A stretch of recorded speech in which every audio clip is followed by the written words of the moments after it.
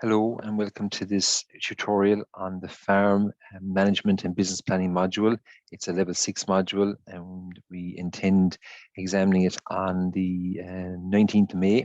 You'll be allowed 1 hour for the exam, 60 minutes, and it'll open at 7:30 on Moodle.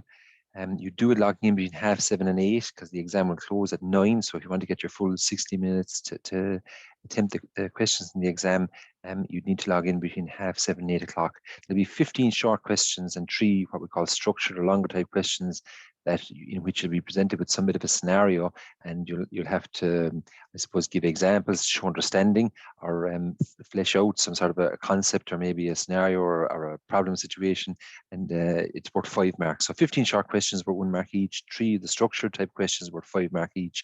So that brings you to 30%. So one exam worth 30%, and that's the theory component of the module. The rest of the module is made up of the e-profit monitoring, My Farm, My Plan, as well as the succession plan. So there's no actual skills of that within the module. Okay, so look, in this recording, we're going to look at chapters 1, 2, and 4.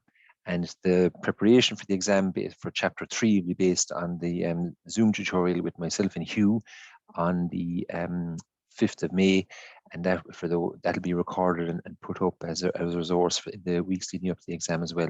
So hopefully that'll be of benefit to you. That's going to be live on the basis that hopefully we'll get interaction based on queries, questions, or scenarios, or maybe fears people have in terms of both taxation, point of view of income, but also succession. So that'll be dealt with maybe in a live situation and recorded for those that can't make it. In this tutorial, I'm just going to go through chapters 1, 2, and 4 based on the content of the workbook. So we'll get straight into it. Certain sections definitely lead themselves more to short questions than the structure type ones, and we'll keep an eye on that as we go through it. So section 1 is about farm liability. Here we're on about the area of public liability. This business of, if you visited on your land, is there legislation covering you or covering them, and what are your duties? So an occupier of land owes particularly the same duty of care to all persons who enter those lands. That duty is to take such care and measures for the safety of all persons entering upon the land, and not allow obvious or hidden dangers to remain on the land which would cause injury to a person that has entered upon the lands. So look, that's the Occupiers Liability Act of 1995, and it lays down that an occupier of a premises has a duty of care to the following class of person who enters his or her land. So visitors, recreational users, trespassers, okay, that there's no that they don't injure themselves either intentionally or with active reckless disregard, so negligence as such. And we have also an obligation to us children, contractors coming on, and there's this thing of notice and arrangement. So I'll let you go through this a bit of the visitors, the recreational users, the trespassers, the children, contractors yourselves. Might just go to the notices for a second. Occupiers are now entitled to modify their duty by agreement or notice, and in many cases, depending on the particular circumstances, a warning may be sufficient to absolve the occupier liability. So look, if you flag to people coming on that there's a danger 10 meters ahead or on the left hand side, or loose stones on a bank, or bowling field, or whatever it is, let's say, and then that notice or arrangement will modify your liability provided it meets certain criteria, and that would be that it's simple, clear, reasonable, placed in a prominent position, and carefully drafted to enable the occupiers to restrict or exclude their duties under the 1995 Act. So look, typical areas where liability can occur on farms include control of animals, public roads, so coming on and off public roads and materials making their way to them, control of animals, I suppose, breaking onto public roads, or when people are on farms in terms of animals breaking out, trees, I suppose in this case you're falling, in most cases they are while being cut up, farm vehicles, farm boundaries, and also this area of noise, nuisance, and negligence. So the next section there deals with a little bit just in terms of, let's say, controlling animals. And again, a dog worrying livestock cannot be shot if they can be restrained. So again, there's plenty of cases there in the public domain of where a sheepdog was shot, and the question would be asked of the person who shot the dog, even though they might have been threatening their livestock, did you make an effort to restrain them? So it's important technicality to be aware of there. A bit there in farm animals and the moving of farm animals from the point of view of maybe notifying road users if you're crossing the road, and also maybe debris that they bring onto the road. A bit there in terms of the public road. The 1993 Roads Act imposed a number of duties on all landowners as follows: to take take reasonable steps to ensure any structure or use of a structure on the land is not a hazard, and take reasonable steps to ensure trees, hedges, or other vegetation is not a hazard. Take reasonable steps to ensure that water is prevented from draining to the public road. And again, very, very important one in terms of maybe keeping drains free or preventing water, surface water leaving your farm in the first place. It might mean having a trap, a drain, or a gully at the bottom of a field, but not having it, and more importantly, maybe the debris it might bring with it from the surface, as well as the nutrients out onto the public road. And take reasonable steps to ensure that water, soil, or other materials benefit from flowing onto the public road. And again, for those that might be taking maize out of fields or lifting beet or potatoes into the autumn, you'll see more and more people are aware of that in terms of signage, in terms of having road sweepers available, and absolutely limiting, if not eliminating, the amount of material coming into the road. A bit then in terms of the whole area of trees and agricultural vehicles. So where trees are a danger or liability, but also agricultural vehicles from the point of view of, I suppose, the list of so it's the final list there that contains some of the important measures under the 2016 updated road traffic regulation. It refers to brakes, lighting, weights, I suppose, speed ratings, okay, plated tractors and trailer combinations in terms of, let's say, the laden weight, and there's a few bits and pieces in terms of exemptions.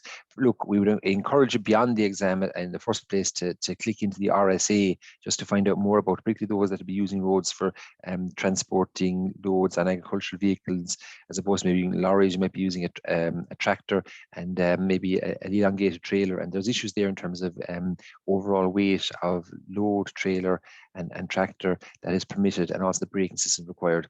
A lot of that section lends itself more to maybe short questions than long type questions in a general sense.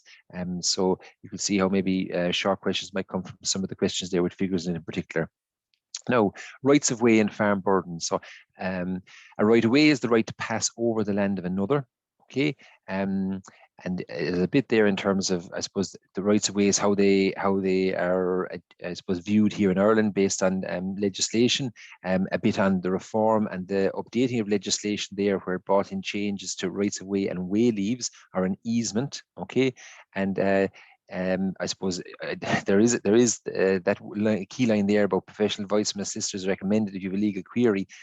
What's up here is factually correct, but in most cases where you drill down into someone's query on it, there's usually either a background to it, or it's not very, very straightforward. So it's worth taking on board just the basic principle of what's a right of way or an easement up there. But again, in terms of actually using that to interpret the situation at home, we'd point you towards the professional. In terms of boundaries, what is often thought to be the boundary between two neighbouring farms, sometimes not reflected in the legal document. So all boundaries should be apparent on the land registry folio map or on a map attached to unregistered title property. So look, for those of you familiar with land registry, they have a fantastic website there, landregistry.ie. It gives a lot of information in terms of looking up maybe rights of way, easements, also maybe whether there's services like pipes crossing or that. But when you look at a boundary, it's very hard to tell from that map whether it's at the foot of your hedge, whether it's the middle of the hedge, the boundary you share with the neighbour, or where it's the far side of theirs. So a lot of the time when those maps are being marked, they use the inside edge was marked out, usually a red mark around the boundary. But it can be, there are times, depending on the accuracy of the map, that it can be subjective. And it's usually important to have that clarified before you go do any works, like maybe extending in towards a boundary or clearing or that. So look, boundaries, I'm sure you're aware, can be contentious. So how can disputes occur? Well, look, there can be numerous examples where land and boundaries were changed generations ago with agreement of two parties. But again, where there isn't agreement, there can be disputes, and there is dispute resolution methods there in terms of mediation, arbitration, would be the main two. Now, it's worth going back over those two to see what's actually involved with them. I suppose in general, one would be where you'd sit down and see what an independent party sees, and it would be non-binding in a lot of cases. Another one would be a process where both parties agree that this third party or independent party, whatever they decide, they'll be bound by it. And again, it's important to be clear whether it's mediation or arbitration you'd be entering into. We're looking then at noise, negligence, and nuisance. So noise, determined environmental pollution, involves many strands. So, and it includes a noise. So it could be a nuisance, it could endanger health, it could damage property, or it could harm the environment.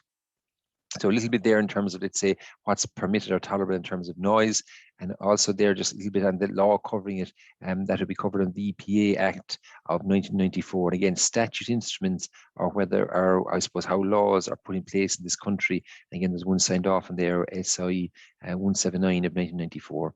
In terms of nuisance, an example of nuisance could be spraying slur in your domestic dwelling. So in this case, it is, a odor is the nuisance as such, and it's one of those things in terms of proving something isn't a nuisance versus proving something is a nuisance. There's a totally different approach there as such. And so just be conscious that there is legislation there if you can prove a nuisance, that something is a nuisance value. And negligence is fair to exercise the care that a reasonably prudent person would exercise in like circumstances. So people should exercise reasonable care when they act by taking account of potential harm that might foreseeably cause to others. So some farmers, for example, erect a sign to try and limit their liability to visitors who have not been invited onto the farm. So the difference between taking, we'll say, no action where there's a risk, or taking prudent action where the risk would be maybe how you'd split the difference in terms of negligence. Okay. Risk management then. This section looks at what is risk, how do we identify risky events or situations, how serious would the risky events be if they actually happened, how likely are to happen, and what can we do to lower the risk. So what is a risk? A risk in simple terms can be referred to as a situation involving exposure to danger. The danger could be damage, it could be injury, it could be loss, as an example. Okay. So how serious would these risks events if they actually happened? Well, again, it depends on I suppose, the situation and then the knock-on effect of, we'll say, not wearing PPE or having kids on the farm or whatever it might be. Then you have to look at how likely is the risk to happen. So it might be a horrendous outcome if it does happen, but it might be really, really small chances of it happening. And then you say, well, what actions can I take to lower the risk? So if it's a safety or a well-being risk, then possible actions include improving facilities or educating those involved in how to carry out the task safely. If the risk is a potential financial risk, such as a market price fluctuation, then some form of future pricing fixing might help lower the financial risk. So that deals with risk in a broader sense than just safety. Okay, so there is risk and opportunities. Sometimes if it works out well, it becomes an opportunity. If it doesn't work, you say it was maybe it was a risk that wasn't worth taking. So then there's a thing called calculated risks. We all have examples of people that have become very wealthy from making decisions that most would be far too scared to make. For them to do this once they have been successful, for them to do this once and be successful, that may be lucky, but do it on a regular basis means they have a good understanding of the risk and opportunities involved. So I suppose a lot of it you could say is risk versus reward. There is such thing as risk ratings. So if a number of risks identified, they cannot all have equal importance. So some are more important to the business, some are riskier and have a bigger downfall if it comes through. So taking, for example, a farm identified a number of risks. These risks are not just safety and well-being, although these ones should be a priority. They could be a risk on income or quality. So the stock bull is getting old. Girders from the hay barn are getting rusty, and the fencing is suspect in one of the grazing fields. There's a likelihood of it happening. This is really only to help the farmer so as to answer that wouldn't be 100% correct. So if the risk is from 1 to 5 and the likelihood is from 1 to 5, once the farmer knows the details, then he or she could use this. So it's a rating on a scale of 1 to 5, how likely something is to happen. So if it's a very low risk of it happening, even if it's a very negative outcome, then it mightn't be as serious as something you think, has maybe a negative outcome, but is very, very likely to happen. So again, it just gives you an example here in the grid of the risk rating, the potential risk that we looked at, and then the action needed. So the above thought process is easily dismissed as being common sense, and not for a minute would it be suggested all farmers must write down every detail. But when you actually break it down into two things, what's the potential risk and what's the risk rating, you can see here about I suppose the stronger rating based on the poor fencing having a negative effect, and bull breaking out, for example, or stock breaking out, and that's the one to go towards first. Okay. 1.3, farm and personal insurance. So the following is a section of the insurance products available to farmers. There's building insurance, fire insurance, theft insurance, livestock insurance, farm vehicle insurance. Any vehicle that remain on the farm for the duration of the insurance period may require accidental damage cover or fire and theft. You can get I suppose, employer's liability, public liability, and personal liability. So what we're looking at there, sorry, beg your pardon, is just to go back to it, a personal accident cover as well. So what we're looking to do is to actually get you to read over those and to be clear what they cover or who they're targeted at. Is it the employer? Is the employee? Is it the farmer in terms of the business, the shed, the vehicle, whatever it might be? So just have a read over those. They're quite simple in once you go over them, just differentiate between them, just to watch the language of the term. 1.4 is contracts. A little bit here on contracts. A contract involves at least 3 key elements. One person to make an offer, the other person accepts the offer, and then there must be some payment or consideration involved for it. So there's typical types of contract. There's a contract of a sale or goods. There could be a contract of employment or a contract of a service. So it could be like, harvesting grain or transportation or something like that. Again, there are simple examples. We'll break down this whole element of a contract. So within a contract, there are 2 clear roles. The client or the customer buyer is the person organizing, who buys the product or service, and the contractor or seller is the person who provides the product or service. So it could be someone lifting beet for you, and the client there would be the farmer that actually grew the beet. So in a simple contract, there must be these 2 people involved, or 2 parties involved.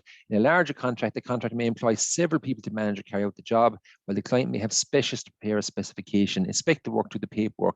Again, a lot more involved, but it basically breaks down to 2 parties at the same time. So the contract process is 1, prior to the contract, what's involved, 2 is during the contract, and 3 is after the contract.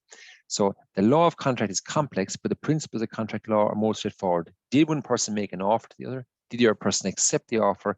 And was there payment? Which goes back to the point we made on the previous page, a consideration or a payment involved. These 3 things, offer, acceptance, and consideration, are the 3 elements when you actually go to break down, was there actually a viable contract in place? So a contract tillage harvester quotes a fee, which is the consideration, to a farmer for cutting a field of wheat. That's the offer, and the farmer agrees to pay that amount, and then it's accepted. So that's a contract as such. So the forms of contract, there's a couple of different ones there. There's a spoken one, a written one, and based on someone's action. So we'll go through this one. It's quite possible for a customer to pick a plant in a garden centre, take it to the checkout, pay and take it away without saying a word or writing anything. Okay, there is likely to be a contract involved. However, the customer in effect made an offer by presenting the goods, at the checkout. This was accepted by the cashier and payment changed hands. So again, you might say it's unusual to interpret it that way, but there's spoken, written, and there's actions that indicate there's a contract in place. So bits there in terms of the written contract. And examples of documents that may form part of a contract in a farm situation include the following. So it could be a letter, a quotation, an order form, the standard terms and conditions, a statement in a catalogue, a leaflet, a tender spec, again, particularly for farm buildings, and a proposal. The contract specifications is, and again, you say, why have a specification? Specifications are needed to, I suppose, for, you could say, for minimum standards, or to clarify the quality involved. It could be materials or the service. So specifications have a number of important functions. They help you clarify the work. They help you compare offers between contractors.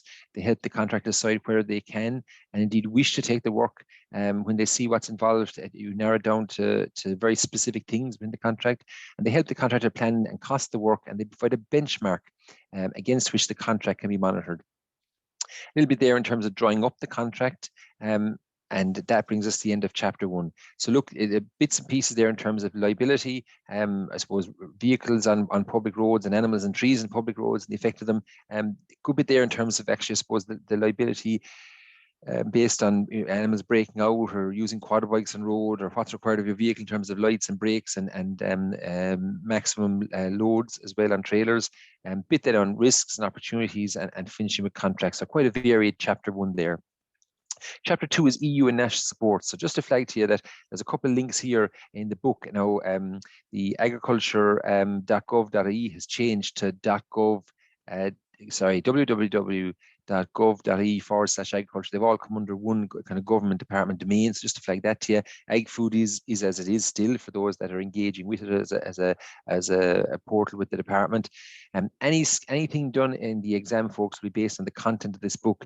Even it's been superseded by a new scheme, like the new REAP scheme or something like that. So we'll go with the contents of the book for the purpose of the exams, just to make that clear at the very start. So the first section there is 2.1, EU and national legislation. The EU has been in existence for over 60 years now as the world's largest economic zone. There's 27 member countries with nearly 500 million citizens. And again, this was pre-Brexit, so just be conscious of that. Again, look, when we're drafting the questions for this, we're not going to draft ones that are in some way contentious in terms of the number of countries, do we include Britain or not? We're going to stay away from that kind of thing, or exact number of citizens. This book is probably a year and a half old now at this stage. So how the European Union law operates. So once the EU decides on a new policy, 3 ways by which it implements the policy: treaty, regulation, and directive. And it would be important to flesh these out, folks. Treaty is the primary source. Treaty is negotiated and agreed by all countries and then ratified by their parliaments, some following referendum. And again, straight off, you might think of things like the Nice referendum, where we kind of went back until we got the answer we wanted, as some commentators said there recently on reeling in the years. So that's a treaty. A regulation is the highest form of EU law. Member states must adopt regulations into their law without changing them in any way. However, a directive is different. That's where an order issued by the EU Commission to an individual member state, and it's left for their government to transpose these into national law. So if you go back to the nitrates directive, that was a directive from the EU to do something about, let's say, water quality, to put it as crudest. And that directive, again, the Habitats Directive is the example in the book, but that directive it came into force based on a statute instrument implemented by I think the Minister for Environment would have had to bring that forward. So treaty, regulation, directive, very important just to be clear on the difference between them. Again, examples of different ones there. Some of them you might say affect us directly, and some of them you might think don't affect us directly, but they are in place in this country based on being part of the EU. A statute instrument. Under the Statute Instrument Act of 1947, a statute instrument is defined as being an order, regulation, rule, scheme, or bylaw made in exercise of a power conferred by a state. So look, again, there's some probably well-known statutory instruments there as such, for argument's sake. It could do with animal health, could have to do with organic farming, could have to do with pesticides, and again, probably the nitrates directive is one of the better known ones there. Okay, and again, sorry, I beg your pardon. Some people might be very familiar with the Water Framework Directive. Let's say through their line of work outside of this course. So what does the EU, what the EU does today? So there's the Common Agricultural Policy, which supports agriculture and regulates price for agricultural products. Now, I suppose the regulation of price for agricultural products is based on support schemes. It's not manipulation of a minimum price on the market. That it's more subtle than that in terms of bringing forward support, such as the beam scheme when the beef prices were very much suppressed in the last year and a half. There's in terms of environmental policy, the EU is quite active. There's regional policy, which would I suppose help support development in certain areas or catchments, and there's a common commercial policy which deals with trade with other parts of the world. So for argument's sake, in terms of these trade deals you hear of with Canada or with South America, as we're negotiating those countries, we being the EU as opposed to Ireland. Okay, so 2.2, legal implications and obligations at farm level. A little bit here on cross-compliance. So what's cross-compliance? It's 13 statutory management requirements set down by EU legislation, and they cover not just, tagging or pollution control on farms, but environment, food safety, animal health, welfare, and plant health. And there is 7 what's called GAECs, or Good Agricultural Environmental Conditions, that are set out in addition to the 13 statutory management requirements, and they cover things like maybe noxious weeds in farms, for example, and bits and pieces, and let's say maintenance of buffers and things like that. So they're dealt with in more detail in the level 6 environment module, but it's important to know the difference between the GAEC and how many statutory management requirements there is. Okay, so there are inspections procedures in place, which can be specific to one scheme, or one inspection might cover multiple topics when you get a cross-compliance inspection by the department. Again, a lot more information there available to you from the department website on farmer schemes and cross-compliance. Again, that booklet there is something that you would be familiar with from the environment module area in the course. It's up on Moodle. I think it was 2016 the booklet was brought out by the Department of Agriculture, informing all farmers of the requirements under the SMRs and GAEC. Okay, 2.3, EU and governmental support for funding. So the bit there about CAP, when it came into place, what its aims were, what it's evolved into today, and again, a little bit there on schemes that are covered when you apply for basic payment. There's a lot of our schemes that you're ticking the box for rowing in under by applying to be, I suppose, a customer of the department as much as anything else when you apply for the basic payment each year. Okay, the basic payment scheme. A farmer's payment can be a combination of payment under 4 separate schemes. Basic payment scheme, the greening component, and again, that's something that will be gone when the cap reform kicks in over the next year and a half or 2 years. The young farmer scheme and the aid for protein crops. So by applying in the one form, you're actually making yourself eligible for all those if you do meet the other criteria required for them. A little bit there in terms of eligible land and protein crops, and what is an active, what is an eligible hectare? So one eligible hectare of land is one basic payment entitlement. So if you have 5.5 entitlements, you need 5.5 hectares to draw them all down. If you only end up with 4 hectares that year, you can only draw down 4 of them, and 1.5 of them you don't actually get paid on that year. Okay. Just in terms of the basic payment application, it's also the application for disadvantaged area scheme or the areas of natural constraints, as well as you need to apply for it to get to be still a member or still a participant in the GLOS scheme, which has been rolled over in 2021 for I suppose a 6th year of it this year. If you're participating in the BGDP scheme or the organic farming scheme, you need to put in a basic payment form each year to declare your farmed area to the department. And there is small print where you're ticking the box. You're recognizing yourself as let's say a food producer, and that triggers a lot of legislation that you did adhere to as part of, would say, cross compliance and other regulations as well. A bit then on greening. What is greening? This whole thing of EFAs and crop diversification. Look, for most livestock farmers, it's not an issue. We're what's called green by definition. Which is mentioned in here. If however you've tillage, then depending on the amount of tillage you have and the number of crops, you may have needed modifications over the last few years to your farming practices to qualify under greening. Okay, and again, organic farmers deemed to be green as well by definition. A little bit on the young farmer scheme, and in this section it's important maybe to go back over these. You could see how you get short 1-mark questions on bits and pieces like this in terms of the young farmer scheme. And again, I'm sure it's something that we'll be touching on in the tutorial with Hugh. A bit on the protein aid scheme. It's there to support payments on crops such as beans, peas, lupins, and that. Again, if the payment rate in the year of the exam is different to this, we'll go by the year by the amount in the book. But we will look to avoid questions like that, where someone might Google one answer and have a different one in the book. Look, we're not looking to confuse things. It does give an indication of the length of support the department will give for this. At 250 hectares, €100 an acre, which is considerable payment to support the growing of protein crops. In this case, in most cases, there it's beans. A little bit on the National Reserve, like how was it formed or what's it there for. A little bit on the GLOS scheme. Then again, this is just giving you a basic overview of what's required to be a participant in it. It doesn't go through the different measures that you will get different payments on. It's just the basic information out there. A bit on disadvantaged area schemes and areas of natural constraint, as we call it now. And also the special area, the areas of specific constraints. So again, maybe those on islands or more extreme mountain areas. So a little bit on that there in terms of how it's decided. A little bit on the aid or the payments given to them based on a hectare basis, depending what category they're in. And a little bit then on the disease eradication schemes, such as the bovine tuberculosis one. A little bit on the compensation base for live valuations. So where an animal has to be put down or is brought for, say, compulsory slaughter, such because of an animal health risk or maybe a risk to human health as well. There is compensation there by suitably qualified valuers, and a little bit about the actual ceiling. Commercial animals is not as much an issue, but whereas a pedigree animal and you're paying for the genetics and the bloodline as much as just the meat in front of you, there are higher. There is a consideration there, or there's flexibility there to better compensate the breeder in that case. A depopulation grant, a little bit about that, just for those that are depopulated, as in where the herd, where there's compulsory slaughter from a herd and the farm will be left idle for a number of months, while there's an element of sanitation and biosecurity kicking in to rid the farm of whatever agent was causing the problems. A little bit on income supplement and hardship grant that would tie in with being depopulated, and a bit then on the bovine viral diarrhea, the BVD Compensation program.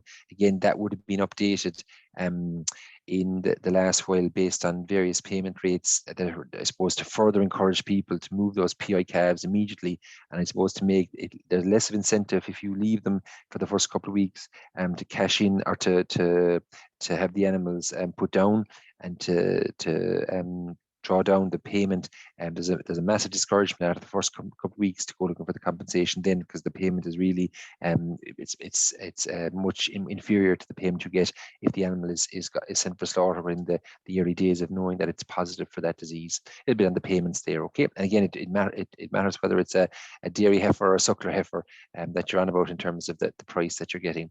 A bit on knowledge transfer program. Look, this was a discussion groups that was being run. It was being run for those involved in dairy, beef, sheep, poultry, tillage, and equine sectors. Paid $750, and there was a set number of 5 meetings or 4 meetings in one national event a year over a 3-year period, just to get more and more farmers involved in discussion groups. By being in discussion groups, then bringing together a grass plan, a health plan, nutrient management plan, and a safety plan for the farm, and hoping, I suppose, just to get him to embrace, I suppose, a level of efficiency, a transfer of information, and just to see how other people are succeeding by covering the cost of being in a discussion group and covering the cost of facilitator. So again, we're on to that was the KT scheme. It's a little bit historic now at this stage, but it is that's not to say it wouldn't come back in some guise in the new tranche of funding into the future. The Targeted Agricultural Modernisation Scheme, or TAMS, which we're maybe quite familiar with at this stage since it's on the go since 2014. It's broken down into different segments there. The Young Farmer Capital Investment Scheme, there's one on dairy equipment, pig and poultry investment, tillage capital investment, low emission slurry spreading, again the trailing shoes and the drill bars and that, animal welfare, safety, nutrient storage, as well as the Organic Capital Investment Scheme. So there's a little bit on each of those there. I would encourage you to go into, for those of you that it's directly relevant to, based on either young farmer or dairying or pig and poultry, go into the department website to get the most up to date on it if you're making plans at home. But this just introduces you to the I suppose the main points on each of those. Do watch there in terms of if you're making plans on a sheet of paper at home based on drawing down grant aid. It's not as simple as a 40% grant for everyone and 60% for the young qualifying farmer. There are maximum investment ceilings there, and if you are in a partnership, that affects how much can be drawn down depending on what way the partnership is structured. So just be conscious of those things. This is maybe just introduce you to where the funding is directed towards. For it to be eligible, there's a lot of small print before you be confident of proceeding on making any investments. Okay, animal welfare, safety, nutrient storage one is one under which an awful lot of the building of tanks and sheds would have gone under, been drawn under in the last number of years. So, and then again, there's an Organic Capital Investment Scheme, which would, again, it has an upper investment ceiling there, but it would help a farmer to I suppose upgrade the agricultural buildings and equipment and provide them increased level of support to meet considerable capital costs associated with establishment on their enterprises. Okay. Again, CAP reform has been delayed because of Brexit. So a lot of what I'd like to be able to tell you in 2021 has been the first year of a new programme. It obviously isn't possible at this point, and it looks as if it'll be 2023 before the new, I suppose, tranche of funding will be in place with clarity on the programme. But as says, 2021 evolves and we get near 2022, a lot more detail will come out on that.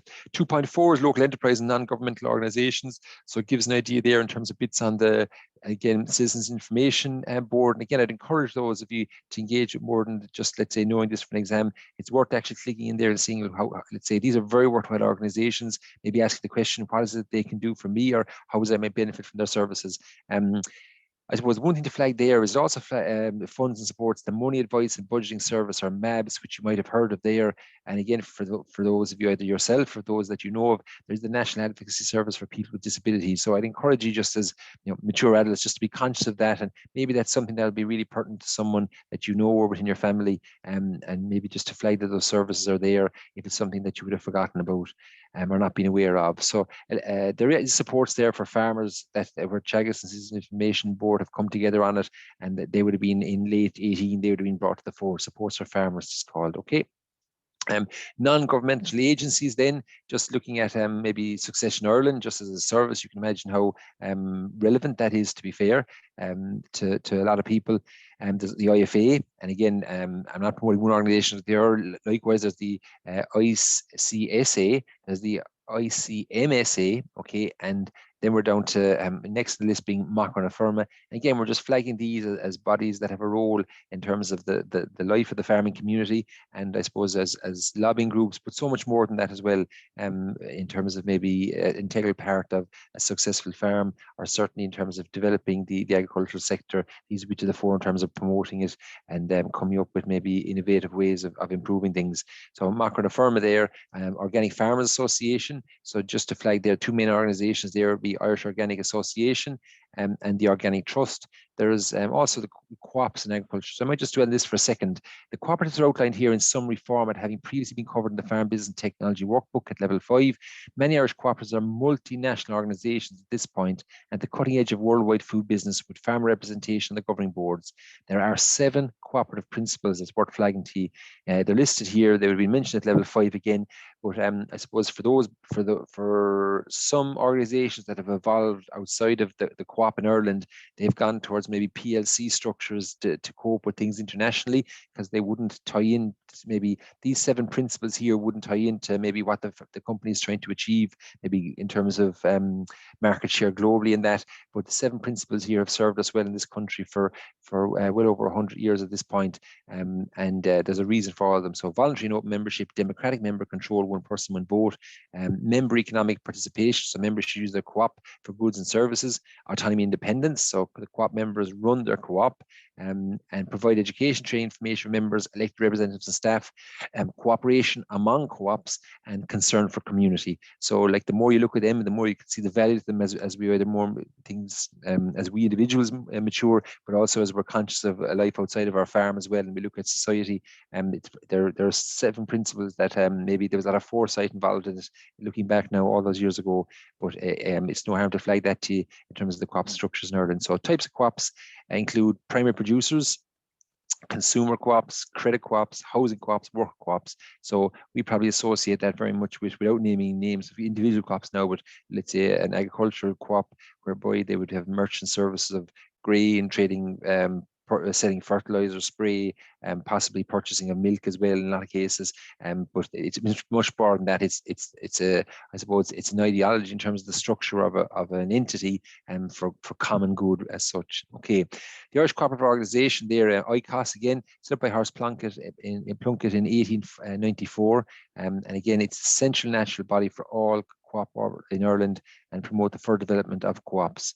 And a few bits and pieces there in terms of health and well-being. Look, there's jigsaw.ie, a young person's mental health, there's Aware, Embrace, and again, these are things probably in the last 2 or 3 years we've heard more and more from. They support the seriously injured, or the ones that have lost loved ones through farm accidents. There's Grow, a support for mental health, and there's PA to House as well. Okay, so it's worth flagging them to people. Again, something you might consider, or they might consider them maybe valuable services to someone you know. So that's chapter 2. Chapter 3, we'll skip over. That'll be covered in the the live tutorial with myself and Hugh, and that'll be recorded for those that are not in a position to tune into it. Okay. So we'll skip to chapter 4, which is credit and support services. So the topics covered here is the sources and types of credit, and also using external financial supports. So hopefully this is relevant to you at the stage of life you're in, but also maybe in terms of farming activities over the next few years. So hopefully this is something that will get you thinking as we go through some of the terms and some of the options. So one is source and types of credit. Credit has the potential to improve income if invested wisely, sometimes due to factors outside the farmer's control, such as, for example, weather. Credit may be needed to keep bills paid until the farm gets its next source of income. That's very, very true in the non-dairying enterprises. So like for beef, sheep, suckling, tillage, you don't tend to have the regularity of income, and I suppose there's an element of being able to manage your inputs, manage your finance, manage your cash flow until the next sale point on the farm. So typically a rule of thumb is that you should borrow money to make money. The potential improvement of net income should be the determining factor in decision whether or not to use credit. Yes, but I suppose in terms of your role over the next few years at home, maybe it could be in terms of part-time farming and succession, there's times that we can justify investments based on that fact that we are now adhering to cross-compliance legislation by billing the tank, it's not necessarily going to make us any more profit, but suddenly we're not going to actually be, I suppose, A, polluting, B, it'll make the management of the animals and nutrients easier, C, you'll now have, I suppose, undiluted nutrients there, and that may or may not have been collected before, and 4, it means if we do get inspection, we're less likely to be penalised and jeopardise some of the checks. So it's not all about maybe making money. Sometimes in farming, it's about maybe safety. It could be about time efficiency or labour efficiency. It could be about reducing workload on parents or making the place safer for parents that are working there, as well as maybe bringing in more income. So 7 credit principles to consider when planning to use credit. Use credit for productive purposes. Limit borrowing on unfamiliar enterprises. Credit should be used where it will generate the highest return with a reasonable risk limit. Know your own situation. Keep debts in line with income and repayment capacity. Shop for loan and select a dependable lender, and be business-like, frank and fair in credit dealings. Okay, so it's not a case of maybe hoodwinking the bank so as to draw down more money or anything like that. You're trying to maybe go in with the attitude that I'll be open and honest with them in terms of what the next 5 years hold for me in terms of myself or my partner or income or dependence. Let's say the actual cost of running a family or running a business. But in return there, I'd hope that they'd see the merit in my application and come to meet me. So source of finance there would be internal and external. Internal would be savings, sale of an asset, such as for argument's sake, a site or family labour. You could also maybe sell stock, but I suppose once you've sold the stock, you're then going to maybe have to restock at some stage. External, merchant co-op credit, again, they're short-term grants, VAT refunds or borrowings.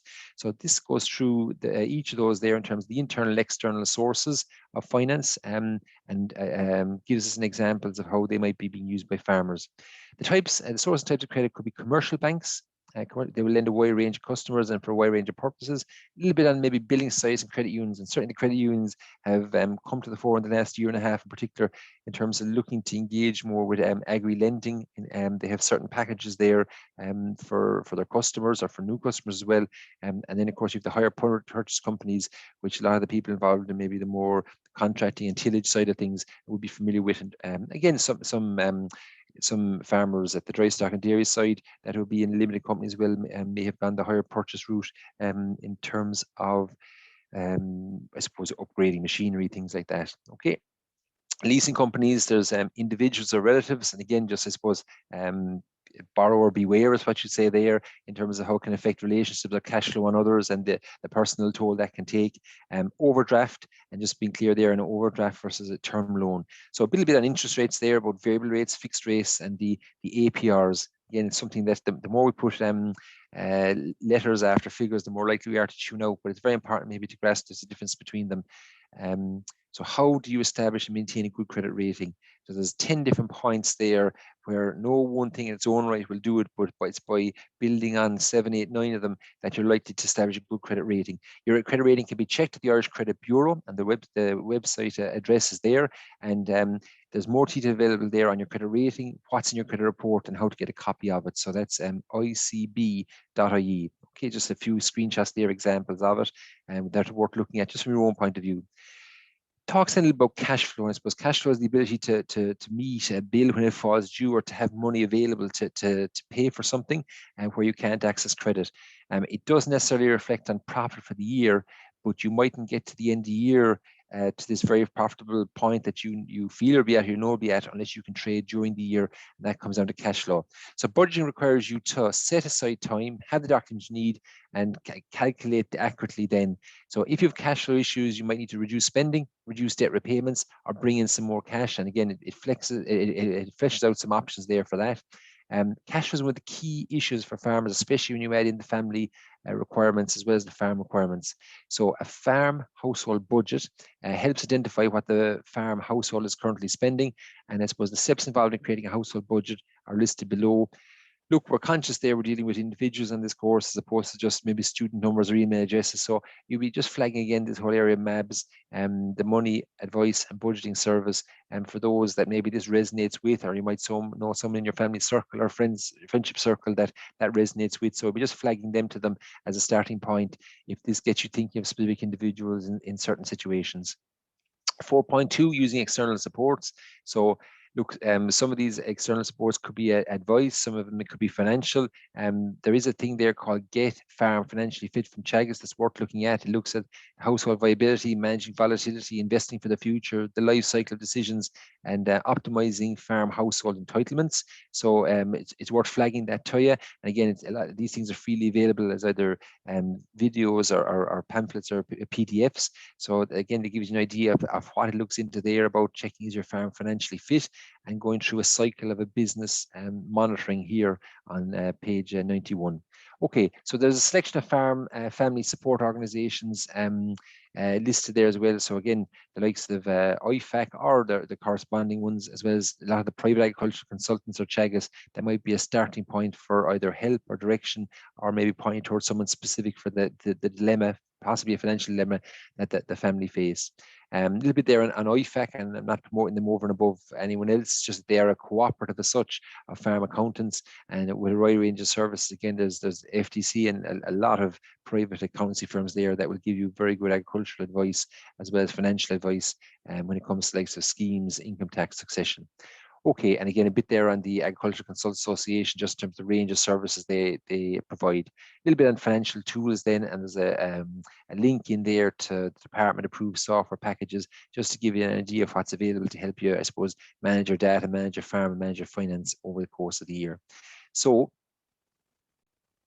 just going back to the actual table of contents again. So just to reiterate, the exam is on the 19th of May. It'll open between 7:30 and 8 o'clock, or sorry, it'll be open between 7:30 and 9, but you do it entering between 7:30 and 8 o'clock. You'll be allowed 1 hour to complete 3 structured and 15 short questions. It'll come to a total of 30%, and we're looking at chapters 1, 2, 3, and 4 are examinable as part of it. Okay, sorry, that's the exam that will be examined in the exam, and chapter 3 will be dealt with in more detail with the tutorial on Zoom on the 5th of May, but will be recorded, and that will be available for people to go back on if they can't make the actual live tutorial itself. Okay. So just one thing to flag to there, I mentioned at the start about landdirect.ie. I'm not sure how familiar people are with this or not. You see it up there on the address bar, landdirect.ie. You can log into this as a customer who has an account, and you've credit in your account whereby you can organize the printing off of original maps. Let's say, when I say original maps, let's say maps that are acceptable to an engineer or local authority, or for legal reasons, let's say if it's for a sale of something. But you can go in as a guest as well. So we'll just proceed in as a guest for a second there. We'll accept the terms and conditions, which obviously I'd encourage you to read in detail, but I won't do line for line there in front of you as it stands. Okay, so we'll work our way into this, and what it does is it allows you to go into the map, and in this case I'll actually for obvious reasons, neutrality, I'll actually zone in on Kildalton. So we'll make our way bit by bit into the barony of Ivork. We'll work our way here, if I can actually get my geography right, into the village. And what it does is it allows you to look at land ownership board yours, just to see how many folios the land might be on. But you'll see here, this is the college. So for argument's sake, if we zone in or zoom in enough, you'll see here, this is the avenue. This is bringing it to the main building. This is the pond by the wall garden, and this is the pond on your left as you drive in, and this is the avenue. So we'll actually just change the view on that. All right. So if we go into show hide layers and go into the change it there from the map, it'll bring us into this. So again, some of you may know exactly where you are now. Some of you might be equally as confused. So so be it. So this shows you, for argument's sake, in the Pilltown, it shows you the public road. There's the avenue you're in. There's where John and Billy and Declan have the sucklers. This shows you coming into the car park, and that's the college yard and the main building. Let's say the old building there, the main building. I suppose what I'm looking at here is the red lines, folks. So yellow would indicate like a right of way, or maybe common roadway for people, and the red line indicates like a legal boundary. So I'm just going to click in here on the basis that I'm sure you're not going to upset anyone in terms of identifying different blocks, and there you go. So what this does, it shows you that there's 127 hectares on that folio. It's plan number 112, and the FOIA number is KK5065F. in County Kilkenny, and there is just one. Now, it's possible to have 5, 6, 7 plans on the one folio number if it relates to maybe a field over here that's not joined this, or maybe it's a field over here not joining it, and there might be a different plan number but on the same folio.